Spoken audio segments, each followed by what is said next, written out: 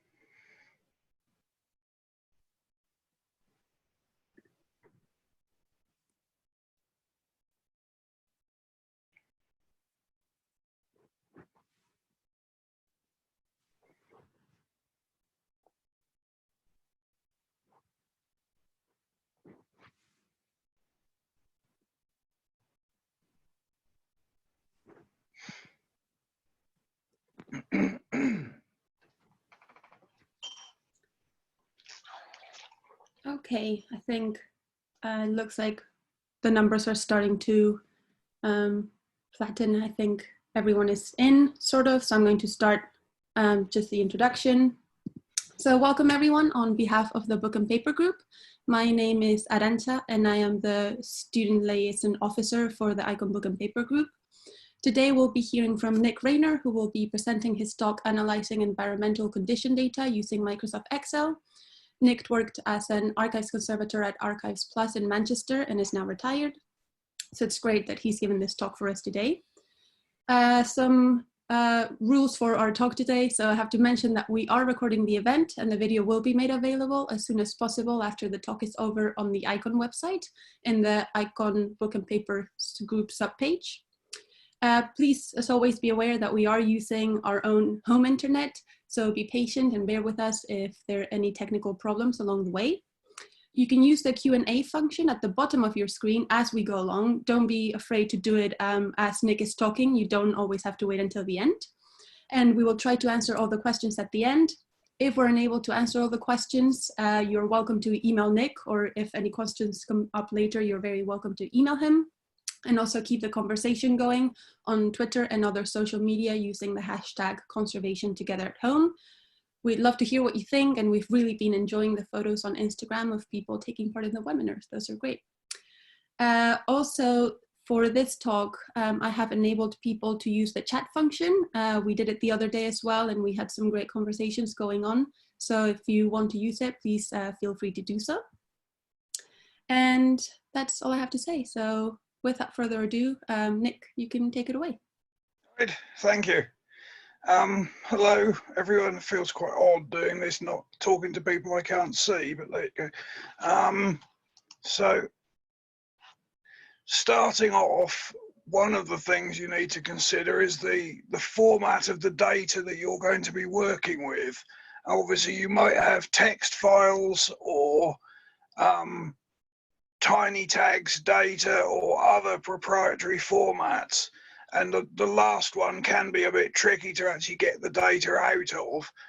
Text files are usually not too much difficulty. That's how we had our BMS data came as text files, which was nice and easy. We also had some tiny tags, one in each strong room, and you can download the data from there quite easily. And I did find it was possible to get the data out of all the other proprietary things that we tried, but sometimes it took a bit of working around them. So what we had was BMS data, which just simply looked like this. So we had a humidity thing and a temperature thing done every 15 minutes for each strong room, and we got this every week. It was done at just after midnight on going into Monday, sort of the end of Sunday night. So it will be there waiting for me when I went in on Monday morning.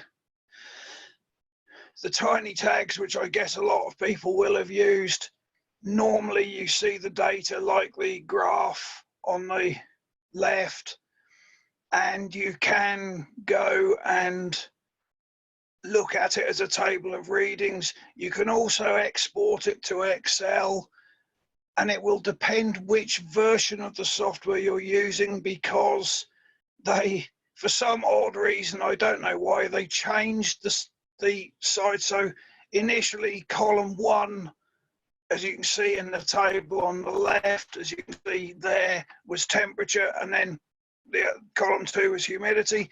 And then for some reason in sort of version 4.7 of the software, they changed that around, so they switched round sides, which just made it a little bit more awkward once the thing was done, once the spreadsheet that I was using was done. Now the spreadsheet that I have, that I did, this is the basic report. It has a graph showing the data, and obviously you want to see no big spikes either way on that. And then it has a table, and I'll go a bit more detail into how all this works, and then at the end I'll copy some data into one of the spreadsheets and show you exactly the changes it makes. But this shows you the dates that that it covers, the targets that you're looking at, and then the number of days and percentage of days that you're outside of the targets. And there are a few other things, but mostly this was the main things that we used for the reports. So in the targets page, I just simply did a single page which has the minimum, maximum temperature, humidity, and so on, and the maximum diurnal change. And this way you can change the data here, and then everywhere else where you're doing comparisons, it references this page. So you only ever have to change the data once. I also did put in a thing here for the temperatures, for doing the percentage of space, which was done for accreditation. But this was at our old building, and I never changed it over to when I went to Central Library in Manchester. So what you start off with is that's what the spreadsheet looks like when it's blank. You can see the graph just has 2 lines. There is a line of data at the top there, and that's solely because the way that the graph fills itself in automatically, if you don't have a line of data there, it comes up with all kinds of error messages. So I always just left a line of data at the top. So that was just so it looked a little less ugly. And then when you copy the data into the spreadsheet, and you can see here that's down to August of that year, and it fills the high and low temperature, high and low RH, it fills that automatically. And as again, I'll go on to the actual spreadsheet and show you the full thing. And then at the end of each day, it puts up the final sort of report for that day. It just, and these ones are shown as blank, although the calculations are there. It just looks a little bit neater. And again, I'll show you how that went. This, in fact, is how they go. So for the high RH, so E, whatever the page is, whatever the number, so column E, this one,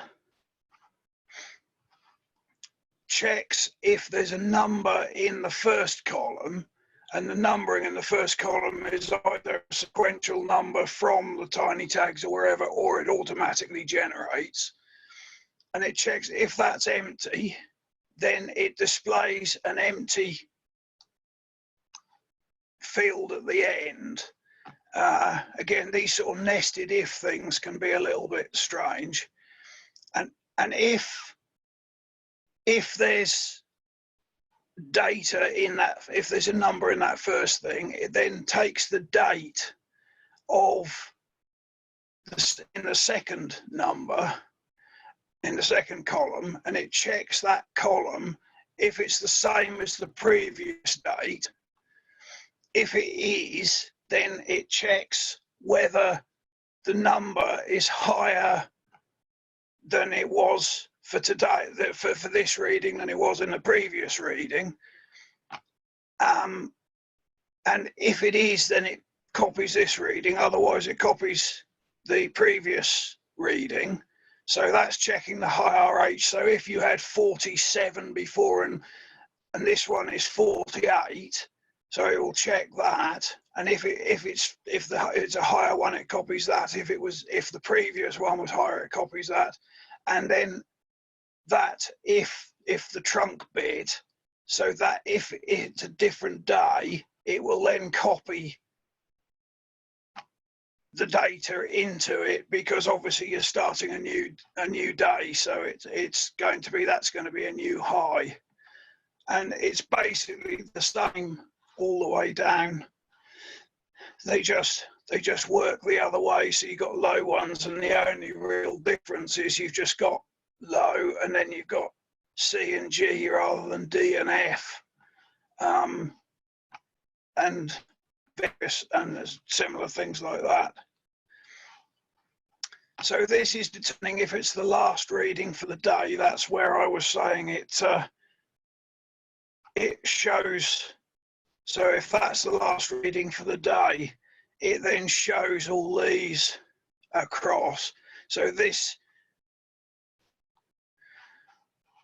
is then those readings, and it then copies the high and low readings. It then checks if that's within the range that it should be. And again, I'll show you this a bit more in the actual spreadsheet, but with the way of sharing screens on here, it's easier to do it this way than to try and switch between them. But again, these are just checking if things are within the tolerance of where they're supposed to be. So if the change is less than the amount that you've set, and obviously for some strong rooms you may have much tighter readings, for some you'll have larger percentages, and the same with temperature. You may have very, very tight, if you've got colour film, you may have very tight percentage changes. If you've got newspapers or something, it may not be quite as tight.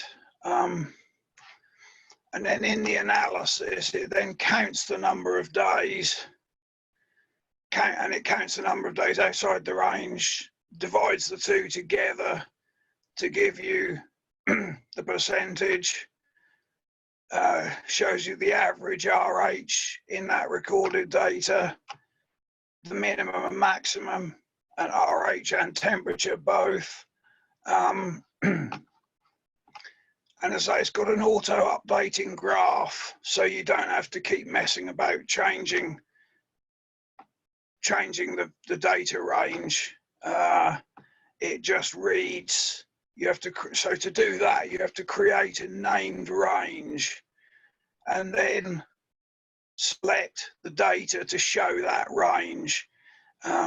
So that is the RH range on these things. And then that's the report, the final report that you get, and that just updates that, and you can simply just copy and paste that and put it into a Word file. I found it was quite useful to do one every month or two, or every 3 months or something, just to to show people things were okay. And if there was a finance meeting coming up, then obviously you could do one of these, because it doesn't take very long, because you've got the data is all there. It's quite easy to to put these things together. And then there were some other calculations that I put in, which I didn't use in the general report, but things like working out the critical RH and the mold index and the dew point. So just whether there had been any kind of, the dew point was basically to do with the temperature and humidity, and then if conditions changed, so if it was ever reached anywhere where there was dew point, you would get an alarm showing up. And again, the mold index just shows whether there's any possibility of mold growing or starting. And obviously, hopefully you'll find that that isn't the case. And then there's a preservation index, which is basically, I took from the Image Permanence Institute and sort of reverse engineered the numbers. And that gives you a sort of a life expectancy for documents. It's a bit out of use now, and it was calibrated for film and newspapers and things, so it gives you the sort of shortest, it gives you the life expectancy for the worst quality of materials. I did find it was useful from time to time, largely to scare money people, because you could say, well, look, if you turn the air conditioning off, then the conditions are this much worse, and you've just halved the life expectancy of documents in this strong room, and that would often work to scare them to pay up to have things fixed. Something else, if you're going to compare data on the same graph, you need to have data with the same intervals. So you need to set everything at the same time intervals, because it's quite difficult, or it always has been anyway. So because the BMS was set to do things at 15-minute intervals, I then set the tiny tags, and that also gives you quite good readings, because if you set it to 5 minutes, you might get somebody standing near a unit getting stuff out of boxes or something, and that can throw the readings out. Whereas if you do it on a 15-minute things, it's unlikely that anybody's going to be standing there for that long. Well, hopefully it's unlikely anyone's going to be standing there for that long anyway. So that's then that. If I now go, let me just, where are we on the, okay, if I do share on that, as you can see, I haven't actually done one of these online before. So this is the actual spreadsheet as it looks. And then if you have the data and you just simply copy and paste it into there, it will then calculate. And you can see all these are blank at the moment. It just looks easy, it looks neater, and it also means that you can see where you've got to. So as you scroll down, you can see where you reach the end of the data that you've already put in. Just makes it easier to put the next batch of data. And you could see that the graph filled itself in automatically as we went along. There's the TNA targets that we were working to. And then there's the report, which, as you can see, has filled in that month's data, is filled that in automatically. If I delete that data, if it will do it, and then we go back to the report, you'll see it doesn't show any data there. It doesn't, so the data's changed and the graph is stable. And then I'll just put the data back in. And that should then come up with, so that's showing all that. And then over here, there's quite a lot of other things that this is where I put the mold index, and if that goes into a positive number, then it means mold is likely as possible. Obviously, you want to see as good numbers as you can get. And again, you've got dew point and whether it was at the dew point, and we've got there 0% reaching the dew point. And then we've got over here the lifetime. So that gave 58, 59 year life expectancy on those worst case documents. But of course, these were being stored in, this was storage for general archive stuff. So it wasn't a strong room set for film and newspapers. So it wouldn't be that good. But again, that is also shows on the report at the bottom. It gives you a percentage of when mold growth could start and when it could continue, because it takes worse conditions for mold to start. If you bring moldy stuff in, then it can carry on growing. And again, we've got the percentage and number of days that it reached a dew point, because if you get condensation, that's obviously not a good thing. So I'll go back to the, there we are, go back to that one. So if there are any questions, then there's my email. You can text me if there are questions. I see there's a couple of questions have come in. Yeah. Hi, I'm back. Yes. Yeah, I was going to, would it be, yes, that's one of the questions that I've seen. Yes.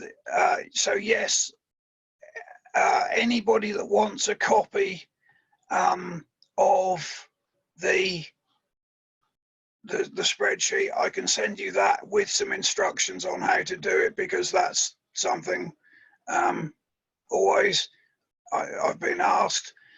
The preservation index are based on the Image Permanence Institute. One second, Nick. Can I just read them out loud, because I don't think everyone else can see. Oh, okay, yeah. So I'll read them. That's what I say. I haven't actually done one of these before, so you obviously know more about these. No worries. The first answer was because someone asked if it would be possible for Nick to pass around his Excel workbook as a template for others to use. And right now he was talking about this question, which Megan Smith asked. She said, are your preservation index calculations similar to those used by IPI? Yes, it's based on the Image Permanence Institute ones. And what I've done is I reverse engineered their calculations and then fed it in. Now, that was a little bit, it's been superseded by more recent things. I was talking to a friend who's the film conservator at the Northwest Film Archive, and he was saying that the IPI, the preservation index, is not really used now, but it works quite well as a way of, say, mostly I found it good for scaring accountants if you're trying to get funding for improving your strong rooms. So there's that. Great, thank you. The next question is by Leslie Scott. Hi, could you adjust the charge for passive run stores where there would be natural seasonal variations? The charts I can see have fixed parameters. Yes,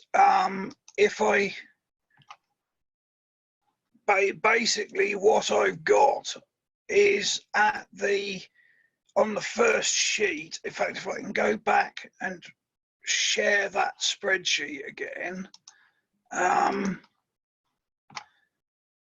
that first sheet, you've got where you set the targets, and obviously on one where you have seasonal variations, you just might set that might be set a little higher. You might have it as 11 to 22 or whatever the targets were. Again, in many ways, the diurnal changes are the most important thing, because you want it not to change too much. And again, you would set the minimum and maximum RH. You wouldn't want the maximum to be too much more than 60, because that's when mold growth starts to become possible. And again, minimum, you probably wouldn't want it to be too much below that for most general archives, just simply because it's things are going to dry out and get damaged. So you probably find that the minimum and maximum is not going to be too far off that.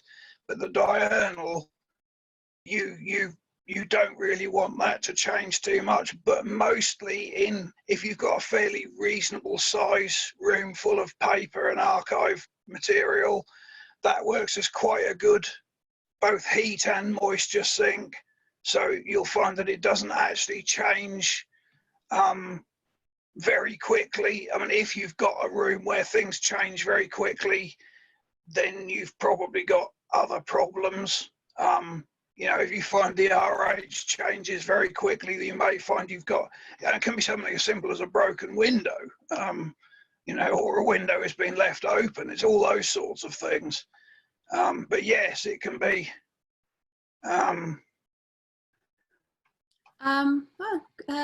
Thank you, Nick. Sorry, there was, I'm just looking through all the questions. Yeah. Fiona asks, there we go, how is dew point related to mold growth? Well, it's, if you get moisture, I mean, it's a few years, I've been retired a couple of years now, and you know, these things go out of your mind a bit, but basically if you reach dew point, then you get moisture, you get actual water on things. And when mold spores, because there will be mold spores in any strong room, if you've got mold spores landing where there is standing water, it will make it much more likely for the mold to grow. Basically, I mean, that's probably it, really. Mm-hmm. Great. So Genevieve asks, why export data sets into Excel rather than using the tiny tag software? Is there an advantage to that, or is there an advantage over the eClimate notebook software? Well, I haven't used eClimate notebook stuff, so I have no idea. And the tiny tags, it looks to me like they've updated the software several times recently, so they may be providing more information. But when I was doing this, and I retired a couple of years ago now, and most of this was done 5 or 10 years before that, and it was basically what you got was you got a graph of the readings, or you got the readings. There was no actual analysis of whether it was in condition or out of condition. And if you were starting to try and get, for instance, TNA accreditation, it just seemed to make sense to have better information. You know, if you've got the data, it made sense to try and understand what it actually meant better. Plus, to be honest, I'm a bit of a geek, and I quite enjoyed playing about with writing spreadsheets. So it was some extent of that, you know. I think that's great. I've had a lot of comments of people saying that they are finding your formulas very helpful. And so in that regard, I wanted to ask if you are happy to share those formulas, would you be happy for them to be kind of put up on the website for people to download them instead of you getting tons of emails about them? Or yes, I mean, I can, if you want, I can send you a copy of the blank spreadsheet and the instructions. Yeah, that would be perfect. That would be the easy way to go. I mean, and I see the next question is about the alert system. Yes. Yeah. That's basically all it is when you do the readings every week or whatever, you just look at this, and if this goes higher than 0%, or this bit here, the dew point goes higher than 0, then you know you've got a problem. Because if it's suddenly done it, it will be in the last week or the last month, or however often you download the data. And as I say, we had data from the BMS, but one of the problems we had with that was we were moving into a new build in Central Library, and we couldn't get the BMS data until they were happy that it was stable. But obviously we were moving archives in, and it only reaches true stability once you get the archives in. So I put tiny tags into every strong room just so that we had a series of readings before we could actually start getting the BMS data. We also managed to get them to put in a computer specially linked to the BMS that we could actually look at. So if somebody was in a strong room and they felt it was smelling a bit funny or something, we could then just look at the thing and see and check that things were actually where they should be. So yes. Yeah. Well, thank you, Nic. That was really, really good. There's no more questions at the moment, unless someone has a last minute one. But there were some really great questions. And if you do have any more, please do email Nic. We will try to put up his notes and a copy of the blank spreadsheet up on our website as soon as we can. I'm sure a lot of people will get a lot of use out of that. So thank you, Nic. Right. Excellent. And yeah, so just a little, oops, sorry, all my screens on my laptop are just going a bit crazy, a lot of pop-ups. But yes. It's not I'm doing it today, so. Yeah, so we've come to the end of the talk. Thank you so much, Nic. That was really informative for a lot of us. And yeah, thank you for being here. The next talk that we'll be doing is on Tuesday, the 28th of April. It will be Roger Williams, who's a book and paper conservator from Northwestern University Libraries. And he's going to give a talk on adaptable conservation book support, a DIY and open design tool. So if that sounds of interest to anyone here today, please do join us. Once again, a very warm thanks to Nic. We have a last comment that someone said. Thank you from Canada. Thank you for sharing. Lots of thank yous. Oh, cheers. I was going to say that I did wonder if it would be useful, and if people will email you if it would be, I could do a thing on how to read in and edit and rewrite the metadata for image files and sound files and so on. Because it's something that we had to do. You know, if you've got a collection of digitized images and you want to upload them to Flickr, it will mess about with the data that you have.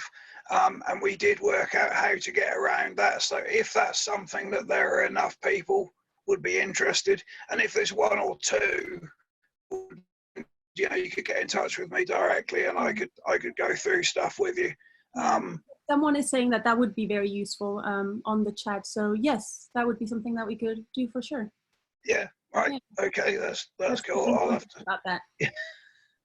All right. Is that what's flashing over eyes? I haven't actually looked at the flash at the chat thing.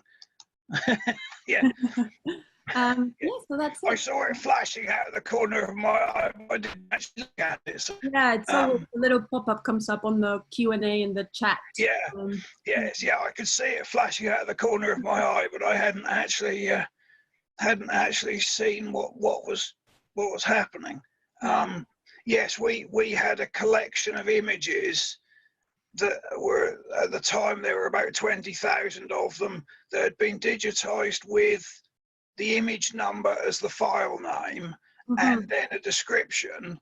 And when you upload that to Flickr, it takes a description and turns that into the file name.